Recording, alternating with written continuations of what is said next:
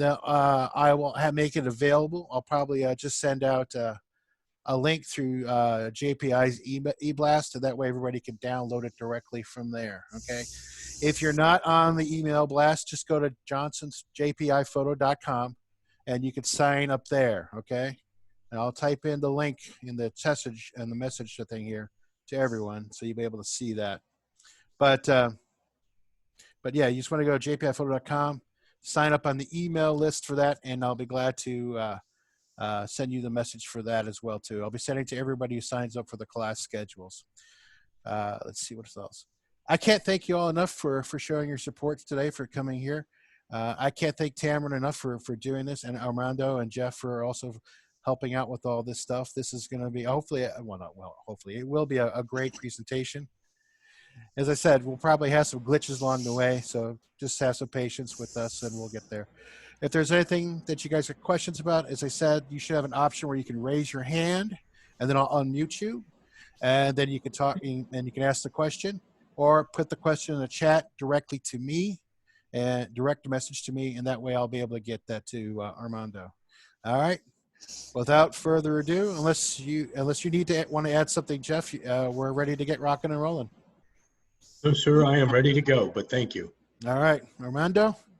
All right. As they say, the show is yours. Thank you. Well, thank you. Thanks everyone for attending. My name is, well, first of all, this is going to be about freezing action, and basically not necessarily sports, but any type of movement. So my name is Armando Flores, and I started taking pictures back in high school.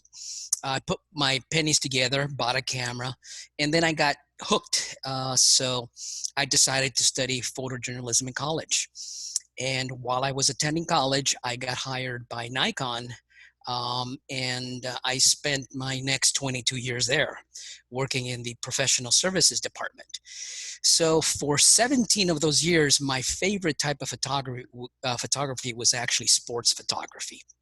So if you can name it, I probably shot it. So I did have the opportunity to attend, a championship baseball games and basketball games. I attended 2 Super Bowls, went to the Olympics, photographed there. So you name it, I probably had a chance to do it. Boxing in Las Vegas for 17 years. So if you saw one of those boxing matches from 1988 to about 2007, I probably shot it. But anyway, manual mode. Yes, the professionals all use manual, and there's a lot to consider when you're shooting manual, especially when you're photographing fast action, because you have to contend with the 3 factors that are involved with exposure. And as you know, they are your aperture, your shutter speed, and your ISO. And when you make a change to one of these 3 variables, you must make a change to one of the other 2 or both in the opposite direction.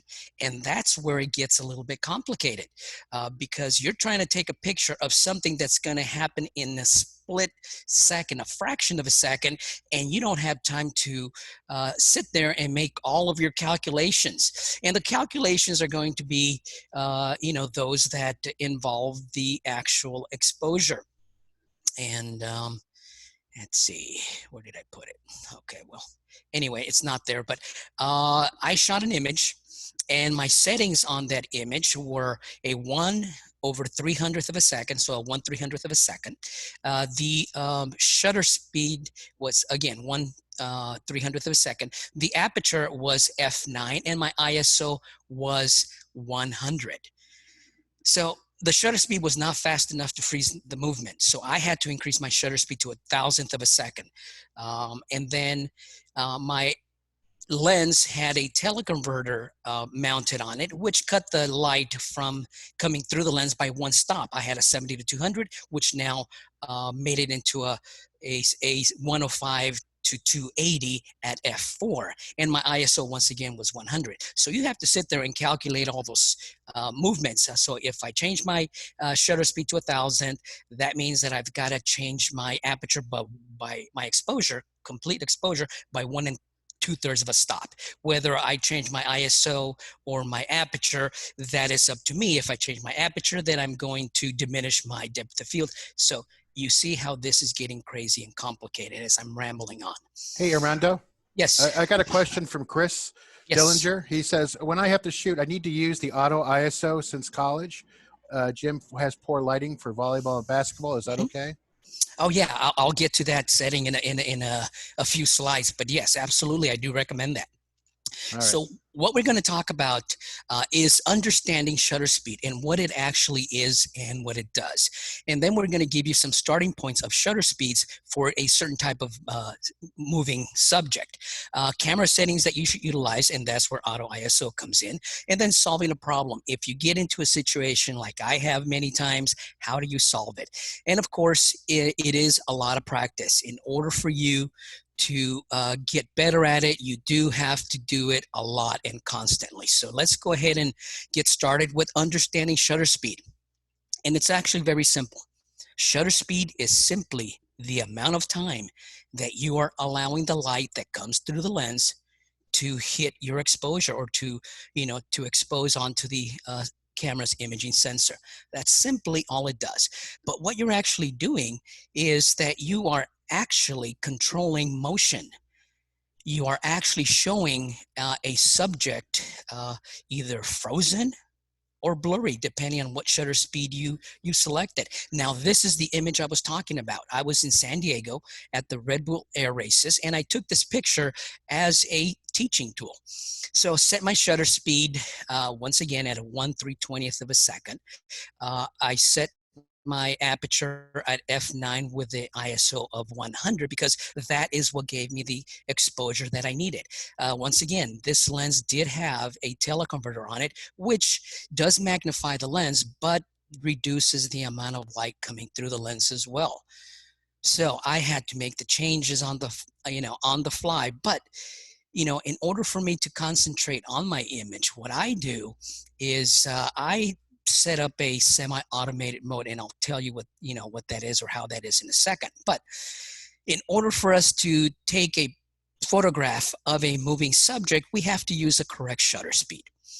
Okay, so these are the starting points. Always, the faster the shutter speed, the better your chances are going to be to freeze that motion.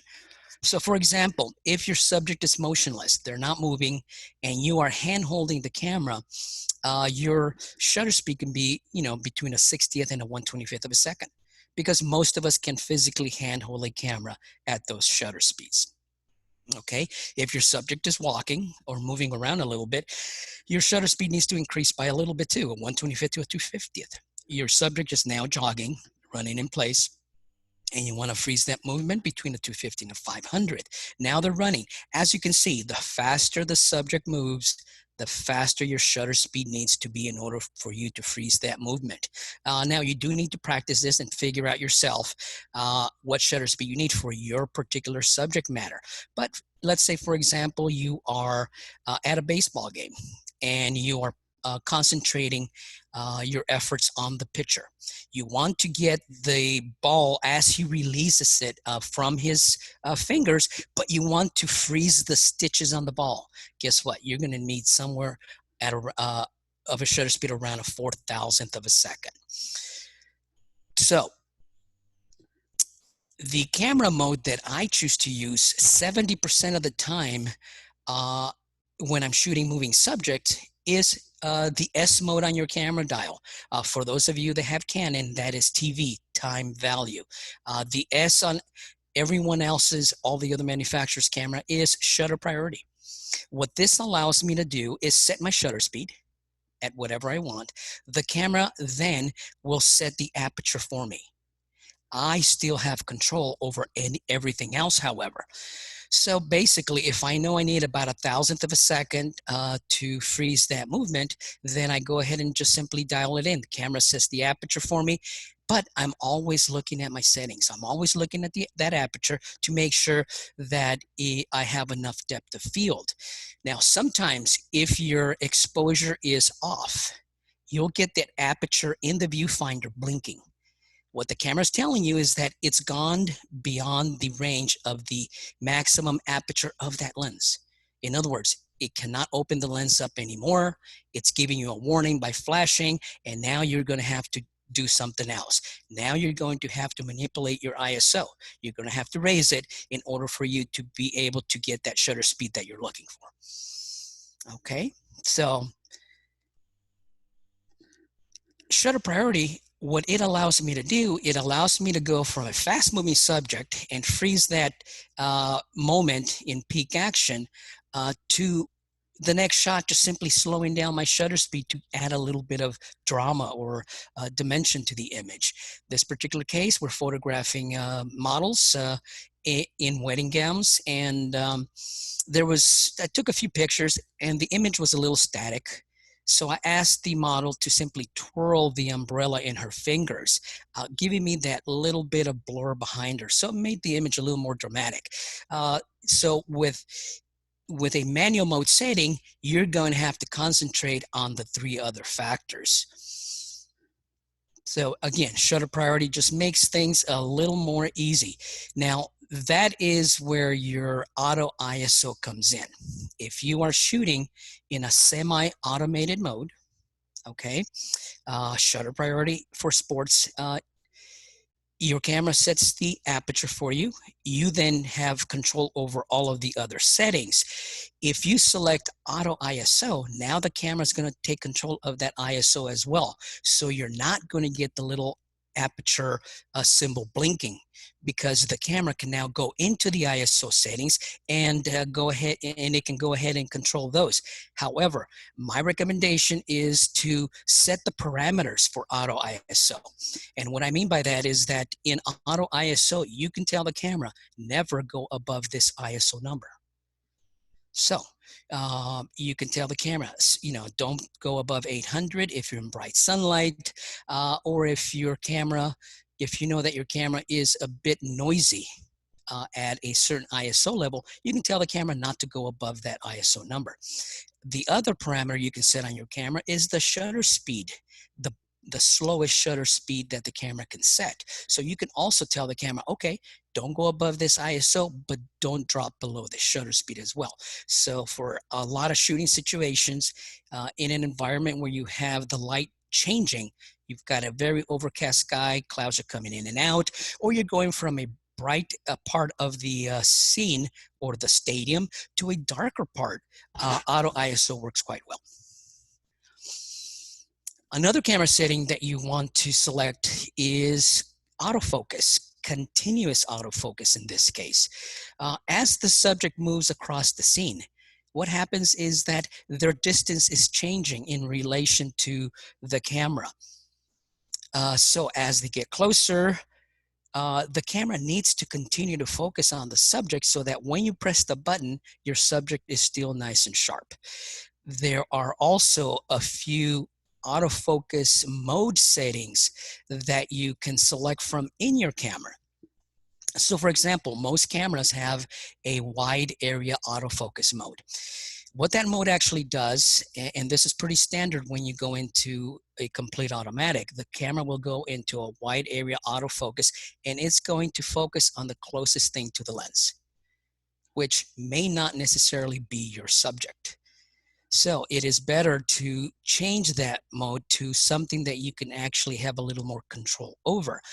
One of those being a group autofocus or a zone autofocus. Now, again, depending on the camera, they call it one or the other, or they may call it something else. But basically what it is, the camera batches a group of autofocus points, whether they're to the right, to the center, or to the left of the screen, or sometimes the top or the bottom. And it will only utilize those focus points to capture your subject. So this is very useful when you are photographing a subject that's making a repetitive motion or movement. You're photographing a auto race and the cars are coming around a corner. You just simply want to catch them as they come around a corner. You select the group of autofocus points that best suits your needs or your framing and go with that. For most other sports or actions, you may want to use a single autofocus point. So what you're doing is you're selecting one autofocus point out of all the focusing sensors inside your camera and telling the camera, use this focus point only and focus focus on my subject.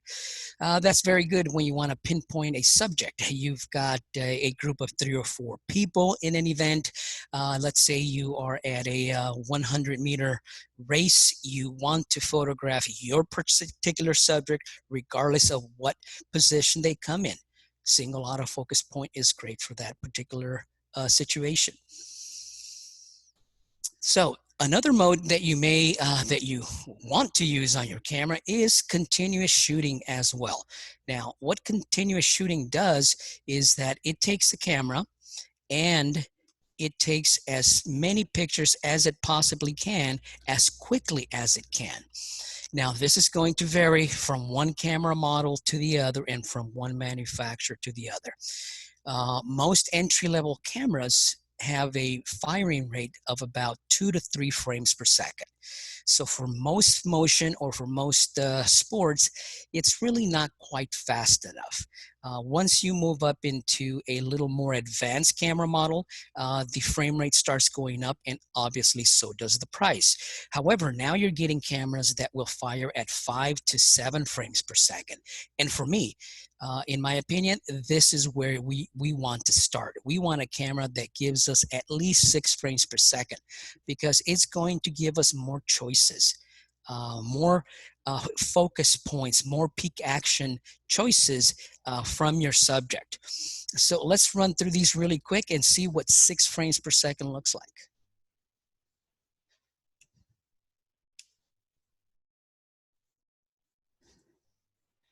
Okay, let's put that in reverse. Okay, once again, real fast. There you go. That's 6 frames per second. Can you imagine if I had back then, this was shot with a Nikon and a 28 to 300 and all-in-one lens. I was in Venice Beach. I was walking around, wasn't sure what I was going to capture, but I wanted a lens that gave me a pretty nice range of everything. So I went ahead and set up the camera, and I pre-focused in this case, focus on the gentleman here squatting, because I knew that's where the subject was going to go over. I set my camera to continuous shooting, in this case 6 frames per second, and as I saw him approaching, I had both eyes open, one through the viewfinder and then the other one seen as he approached the point of where he was going to leap. And then I went ahead and pressed the button, and I was able to, capture 6 frames. So can you imagine if I had a camera back then, one of the ones that are available now, you have cameras that'll do 10 frames per second, and you have some cameras that will go up to 20 frames per second. I would have had 20 choices of which was the best point that, in that scene that I wanted to select and, do something with. Okay, so the other factor, once again, is the ISO. That is the one thing that I always choose to set or change last. I will play with my shutter speed as much as I can. I will play with the aperture as much as I can. And then at the very last resort, I will change my ISO. The reason I choose that last is because I always want to use the lowest ISO possible to give me the most detail in my image, because the higher the ISO goes, the more noise you're going to incorporate into your shot. If you remember back in the film days, that was grain. Now it's called noise. Some cameras do very well up to a certain level of ISO, and then beyond that, they just get too noisy. So what I always do is, I go out and I do an ISO test on the cameras that I get, brand new camera, receive it, boom, go out and do an ISO test. And what I do is I set up my camera on a tripod and I take pictures. I make sure that my scene has a bright area, a midtone, and a shadow area. That's where you're going to see the noise, in the shadow area. Set it up on a tripod. And then what I do is each sequential shot, I will raise my ISO. I'll start at about 800, because most cameras will do a great job up to 800. And then I will increase my ISO, doubling the number each shot until I get to the very limit of the camera. Now, if you bring those images onto a computer screen, you really don't get the feel of how much noise you're actually seeing. So I actually go out and actually make some prints, because you will see it on a print a lot easier and a lot better. So what I do is I will go ahead and write the ISO number on a piece of paper and put it in the frame, so I know what ISO I shot it at. I don't have to take notes, and I don't have to refer back to my metadata. Makes it a lot easier. Make the prints, and then pick out that one print that you find that is way too noisy for your taste. And that is your tolerance for noise, because your tolerance for noise and mine are going to be probably a little bit different.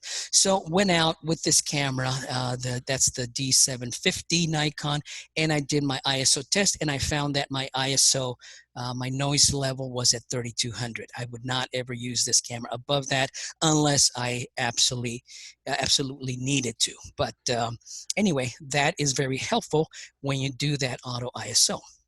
Hey, I got another question here, Armando, Yes. from Chris Dillinger. Mhm. The one thing learned over time, always write down your settings so I go back to the same place again and have it written down, and will help you know how to set the camera ahead of time. So if need to do a basic change, he's saying. Yes, that is correct if it's the same exact place with the same exact lighting conditions. If you go one day at 2 o'clock and another day at 4 o'clock, the lighting is going to be a little bit different. So you can have a starting point. You can set that as your starting point and then tweak it from there, sure. Yeah. But just keep that in mind that it may not be exactly the same. Okay. Thank you very much. Okay, so auto ISO, once again, is actually very helpful for when you're photographing a scene and your subject is transitioning from a dark area to a lighter area. All you have to do is concentrate on what type of image you want to capture. In this case, I wanted to capture a little bit of movement at the runner's feet, and I wanted to freeze the rest of, their torso. So, at about a 1/60th of a second, I was able to do that. Which brings us to solving a problem. Okay, so a few years back, I'm in Denver, Colorado, and I'm doing a birding event.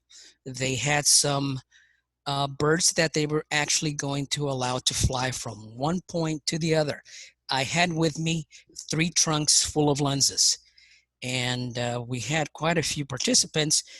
What happened is I loaned out every lens that I had with me, with the exception of a 180 f3.5 Tamron macro lens. Okay, this lens is over 10 years in its design, so it did not, it's no longer in our lineup. It did not focus very fast, but that's all I had. So I take the lens, mount it on the camera, go out to where they're going to be, shooting, and the bird does one pass. And I followed the bird. When it got to the point where I want to take a picture, I pressed the button, fired off 3 or 4 frames. Every single one of those was blurry because it just simply couldn't focus fast enough. So what I did at that point is that I made a determination, said, okay, I want to capture this bird nice and sharp. So I made a mental note as to what flight path it took. I focused somewhere within that flight path. I made sure that my shutter speed was fast enough. So I figure about a 500th of a second would do it. I then set my aperture to f11 so that I would ensure myself enough depth of field so that if it missed that flight path just by a little bit, I would still be nice and sharp. And in order for me to get that combination of aperture and shutter speed, I had to set my ISO to 800th of an ISO 800. So the bird does another pass, and I follow it. I just by pointing the camera in that direction, I follow it, and then I press the button once it got to that point where I actually pre-focused and wanted to take the picture. Fired off a series of 5 or 6 frames, I forget, and 4 of them were tack sharp. So that's how you solve a focusing problem if you run into one. Your subject is simply moving too fast, the action's happening way too quickly. You're not getting enough shots off because your drive speed is not fast enough, or your camera isn't focusing fast enough. Focusing speed is determined by the motor inside that lens, but primarily by the autofocus sensors in your camera. They are the ones that really determine how fast they can focus and how accurately they can focus, because not all autofocus systems are created equal. Some cameras have, back in the day, they had 9 autofocus points. Now we're looking at cameras that have over 640 autofocus points. And again, not all autofocus points are created equal either. Some of those autofocus points are what we call cross sensor. They have autofocus sensors going vertically and horizontally. So regardless of the orientation of the camera or what the background or what the subject matter is, they're going to capture focus a lot easier. So very important to know how many autofocus points your camera has, and most importantly, how many of those are cross types. So when you are using one single or individual autofocus point, you know that you're selecting the right one. Hey, Armando, I got a question for you. Just Yes. from me, I was just wondering, are you doing any kind of panning when you were shooting this one, or even the previous one with the runners?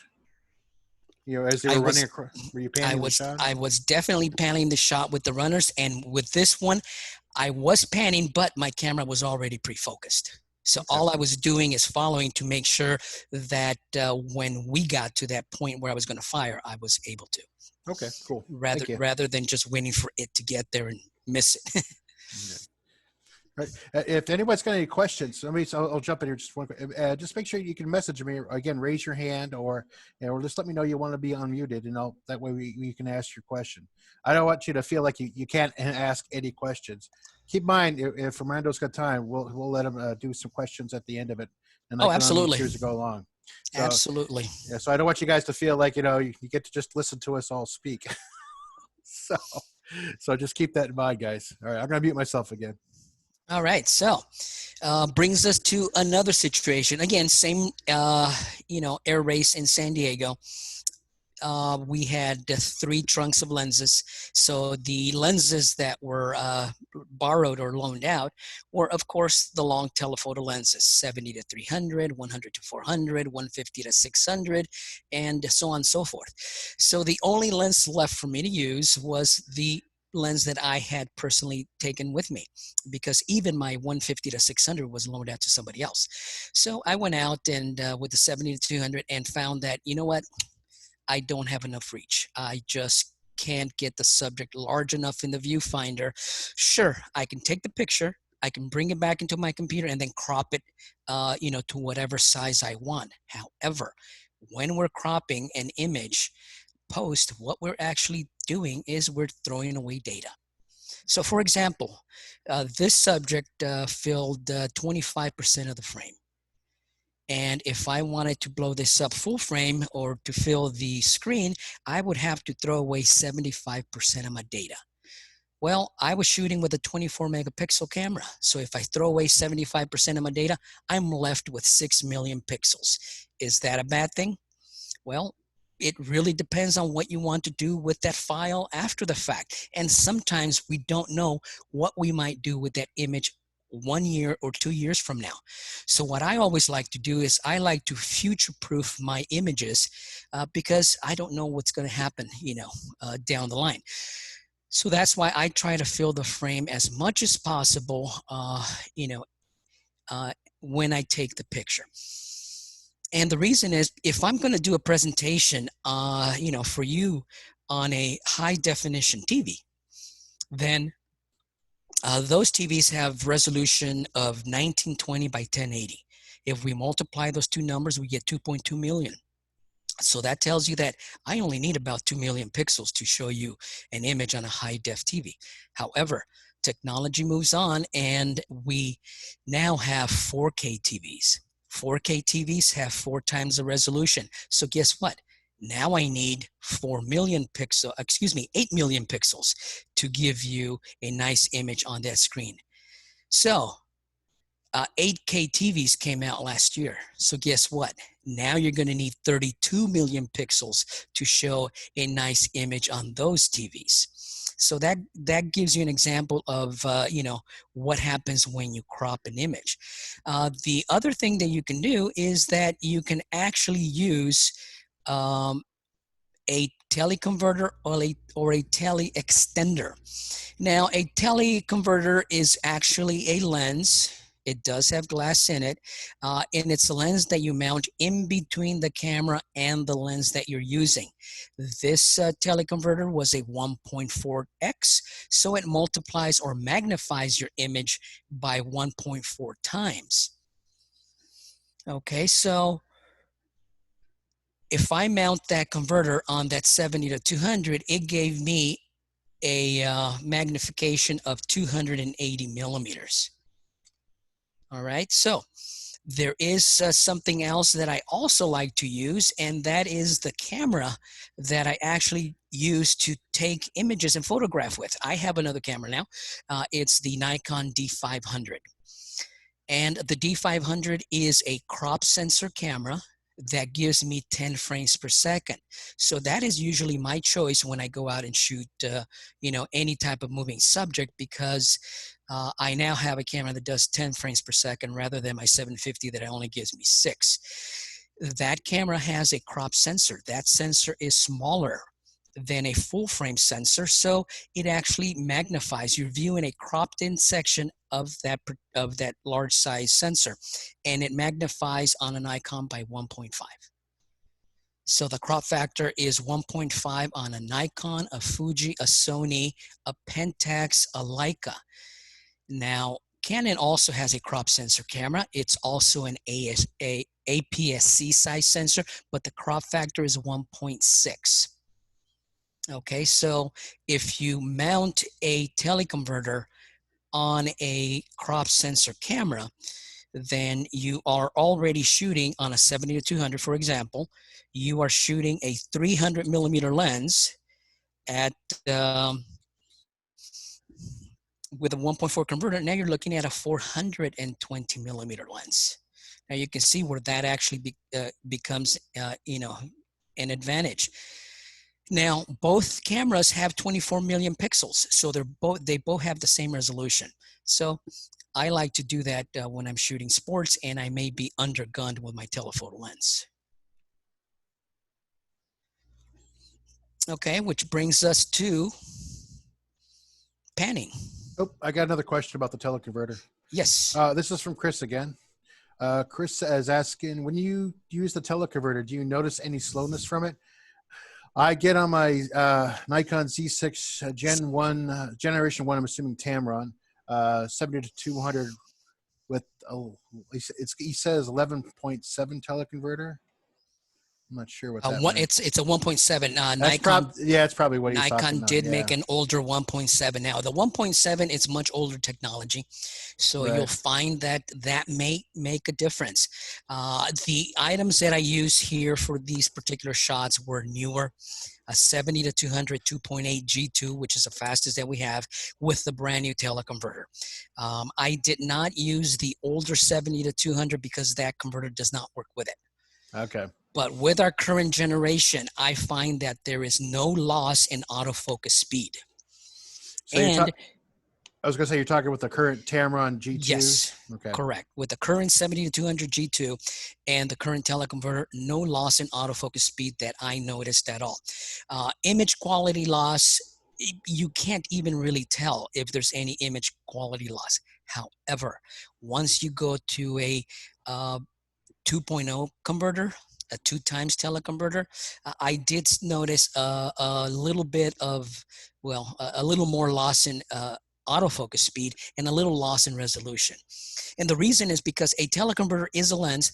Light is now traveling further through the optical path, and you do lose one stop of light with a 1.4 and 2 stops of light with a 2.0. So an f6.3 lens on a camera becomes an what is that?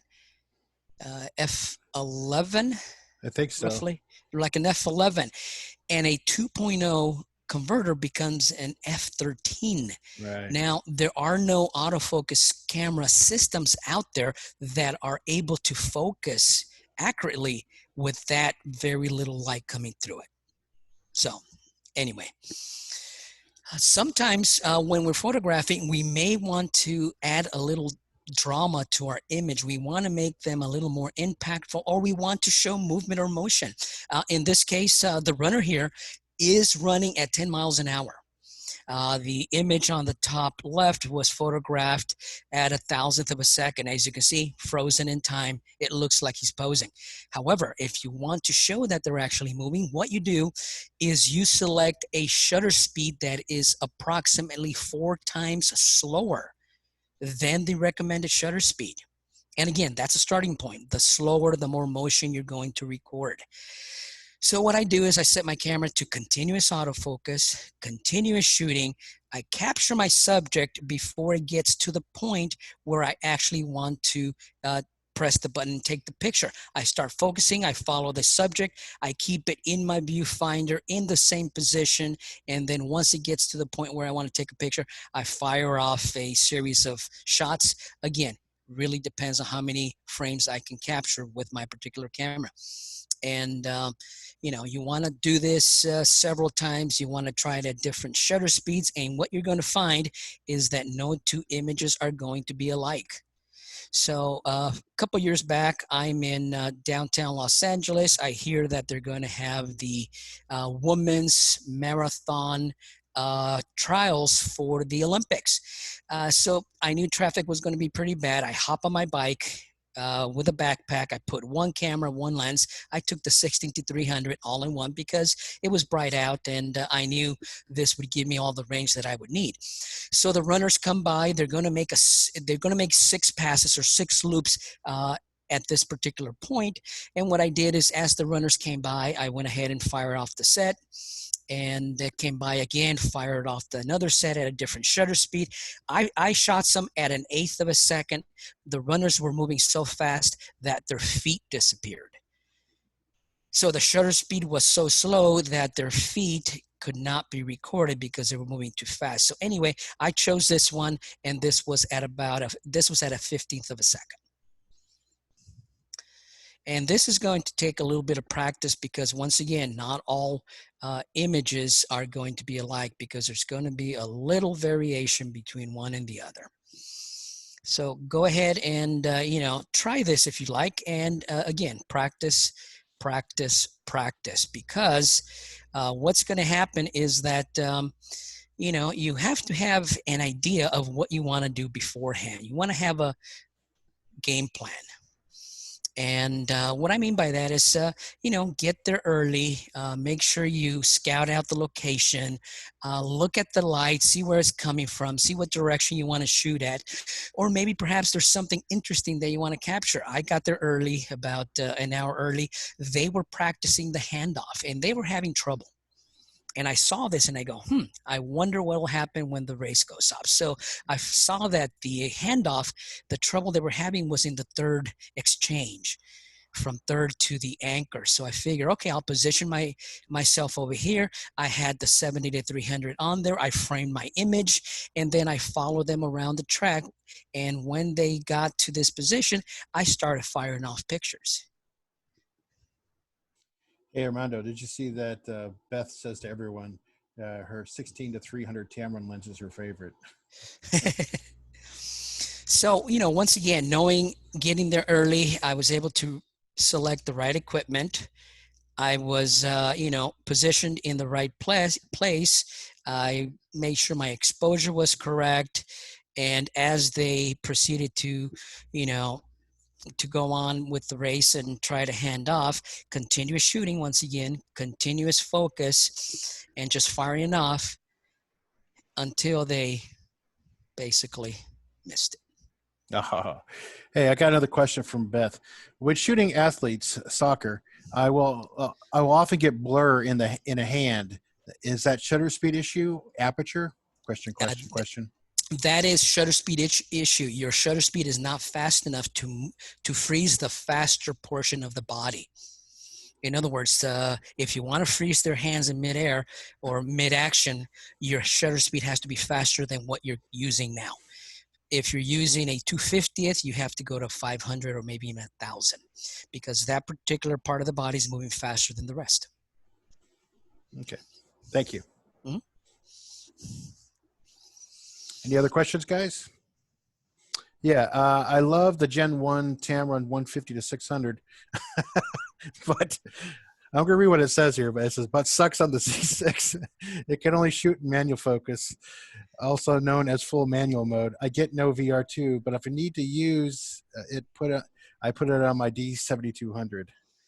Yeah, that Gen 1 was a little slower focusing for sure, Yeah. but we definitely have improved it on the 2. Much faster focus, much better VC, and much better weather sealing as well. Yeah, I can attest. Using the 150 to 600 Gen 2, I've used that lens in shooting some wildlife and nature, and that's been a great autofocus lens for that. And it does work on the Z6 because as long as you got the current firmware update, which it should be by this point with everything out there, you should be able to use it. You know, be like butter shooting. You know, be pretty straightforward. Mm-hmm. Anything else? I guess. All right. No one else. All right. I'm gonna put it back on mute. Well, this is actually the question and answer part of the presentation. So we are actually okay. Okay, cool. All right, cool. All right, so when will we get one for the 150 to second Gen 2? When will we get one for the Gen 1 150 to 600? Been on the list. I'm assuming you're asking, Chris, when will the Gen 2 be out? The Gen 2 is already out. It's been out for a while. I'm assuming that's what you're asking. Yeah, it's been out for a couple years now. Yeah, it's available. If you, in fact, Michael Arbor is there to at Johnson Photo from 10 a.m. to 2 p.m. You give the store a call at 941-896-9921. Give him a call, and he'll let you know if they got it in stock or not. Peter Berkeley says, do you use back button focus much? You know, I do use it for some sports, but not all sports. Boxing is very good for back button focus because you want to continue to focus. You're concentrating on one of the boxers, not both, and that way you ensure yourself that they're nice and sharp. So yes, for some instances, but not for all. All right. All right, Chris is messaging me here again. He says we have lists said working on Gen 1 pending. I'm not sure what. Yeah, I'm assuming he's still referring to the Gen 1. And I think what he's referring to is to the firmware upgrade. Oh, firmware upgrade. Okay. Yes, the firmware upgrade for the G2 is done and has been. They are looking into being able to do the firmware on the Gen 1. Okay. So stay tuned. Hopefully they will. There's a couple Gen 1 lenses that they're looking into. Okay. Does that answer your question, Chris? Oh, wait. Yeah. Okay, great. Anybody got any other questions out there for Armando?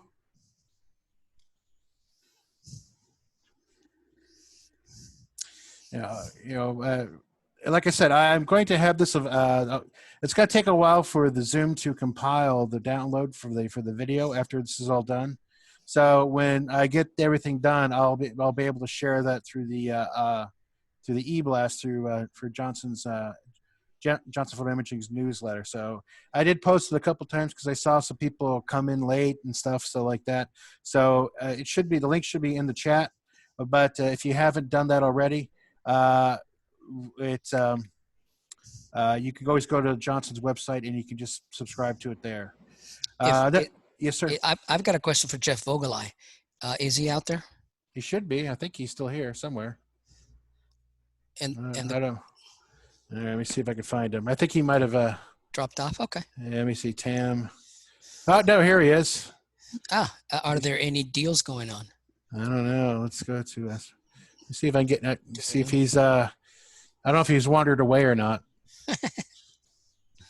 But I'll wait to see when he gets back on here. Now I got a question. Does Armando have a website where he can where we can see your work? And I'm going to go sure. Yes, I am on Facebook, Twitter, and Instagram. AF Tamron Tech. It's at AF Tamron Tech. TECH. Yes, TECH. And Okay. Facebook would be just my name, Armando Flores. Okay. All right. Kevin, just a thought. Says to everyone, just thought on shutter priority versus manual with auto ISO. I hate to give that up. Aperture. He's talking a difference between manual and shutter priority. I think he's on. You're on your mic, Kevin. You can ask your question. Can you hear me, Dono? I can hear you. Yeah, we can hear you. Okay. What I'm trying to type is, I hate to give up the control of the aperture. That's fine. That's why. So versus shutter priority, where you're letting aperture selected. Yeah. What you can do is you can set both of your parameters. You can set your shutter speed and your aperture, and let the camera control the ISO by going auto. But once again, just top it off and tell it don't go above this one, because it could choose 12,800 ISO, which on my camera looks terrible. And on mine too. Thank you very much. Sure. All right. I'm gonna call Jeff real quick here, see if I get a hold of him and see what he says about if I get it back online here. Oh, new message. Hang on. Sorry. Have you used or played with mirrorless camera? And what's your take using mirrorless mode for sports photography? Yes, I actually worked for Sony for 5 years before coming on to Tamron.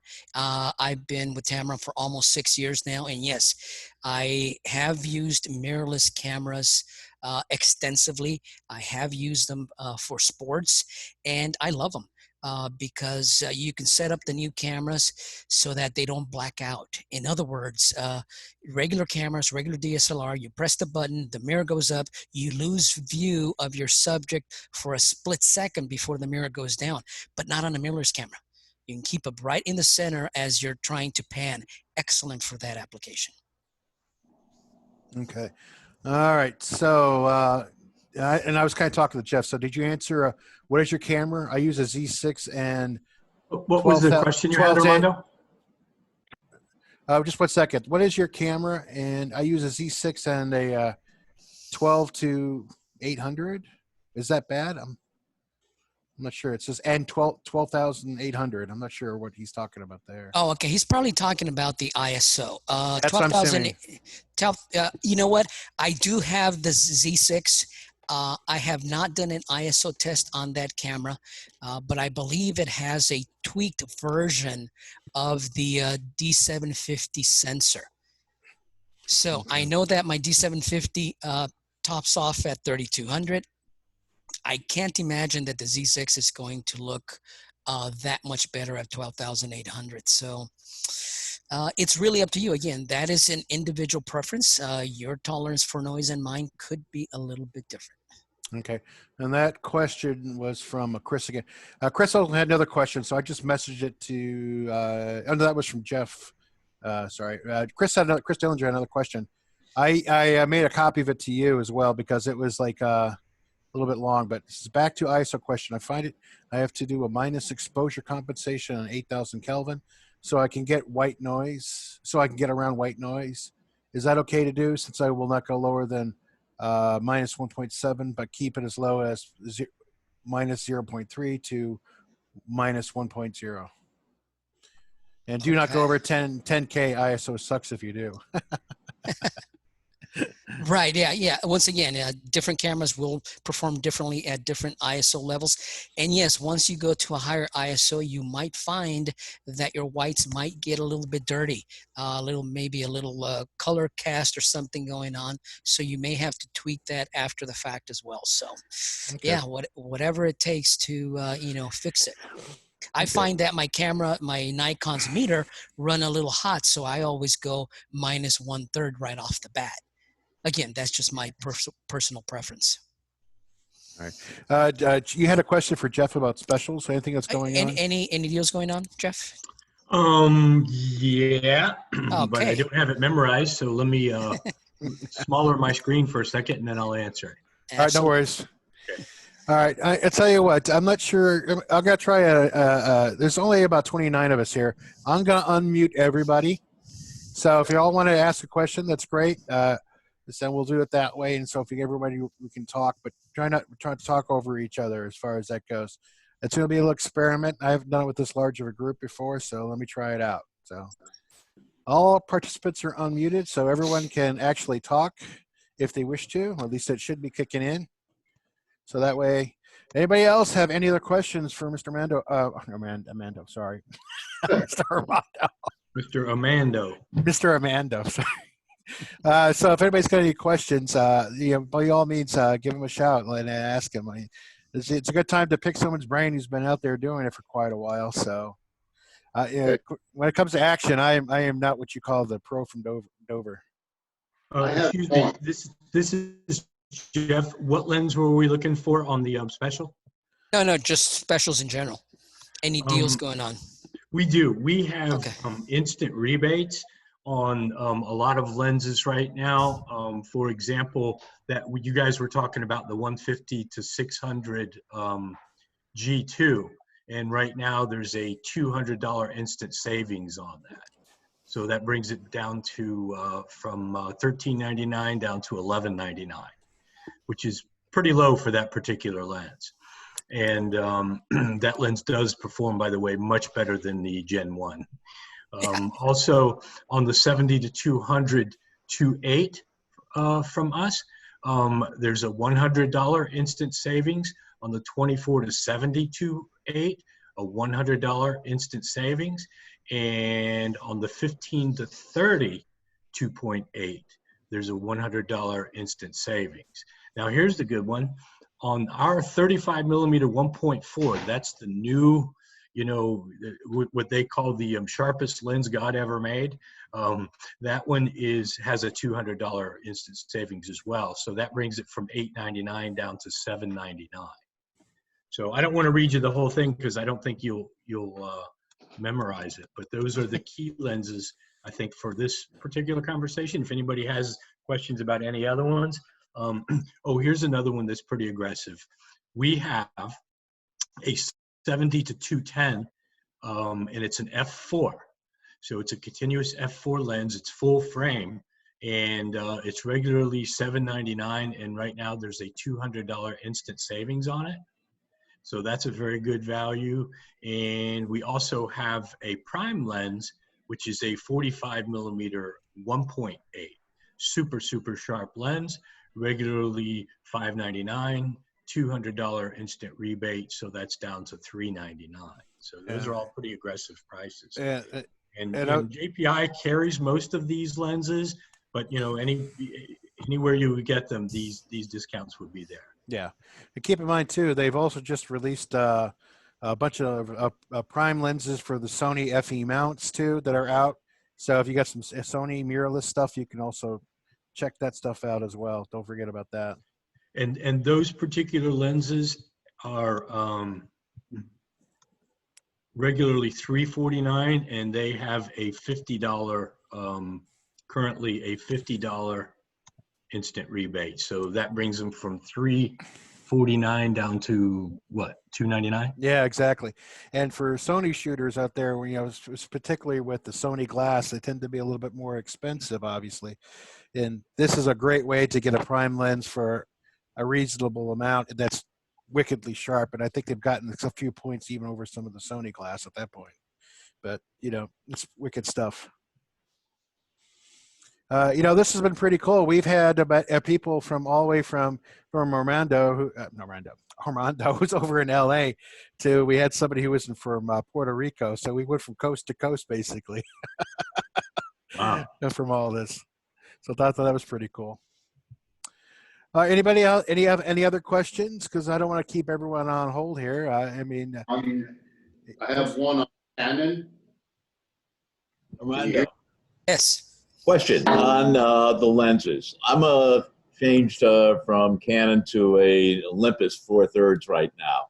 Okay. Am I looking at doing anything for the micro 4/3 lenses? Used to shoot them with Canon, but don't see any availabilities now. Well, honestly, we've made one lens for Micro Four Thirds. That lens has been in existence for maybe 7 years now, I think. It's a 14 to 150, which with the crop factor, it converts to a 28 to 300. That's all we have. That's all we've had. So I don't know if we will keep making or we will make any more in that range. I mean, for that, four-thirds system. But who knows? And I've talked to a few people that own that lens who've been very happy with it. And it's the price right now is pretty good. It's $399. Yeah. So it's a great walk-around lens. You want to go out and shoot, but you don't want to carry 3 or 4. That's probably one that I would use. Let's call it an all-in-one lens, Yep. That's what I always enjoyed the Tamron lenses for, a walk around when I was traveling with my Canon. Yeah. I got another question from Chris because he doesn't have a mic. So he's asking, any news of making lenses for Nikon mirrorless bodies, the Z lenses? They are looking at it. They told us they're looking at it, but we don't have any time frame at this point. Right. So I hope they do. I mean, I've got a Z, and it's a viable system. So yeah, hopefully. Yeah, I would say that is on the radar, but they're very closed mouth about giving out information before we're certain what we're going to do and when we're going to do it. And but I would say because they provided the Z6, and they will be providing also with Canon Rs to those of us who are out in the field to use. And so I think that is an indication that all that stuff is on the radar. Yeah. But time, who knows? Especially right now, factories are all in a weird position right now and everything else. So yeah, exactly. Who knows what's going to happen or when? Yeah, I think that answered Glidden's question. He says, "Are there any plans for the RF mount?" So I think we got that one. Yeah. Yeah, same one. Mm-hmm. Yeah. We were told yes. So. All right.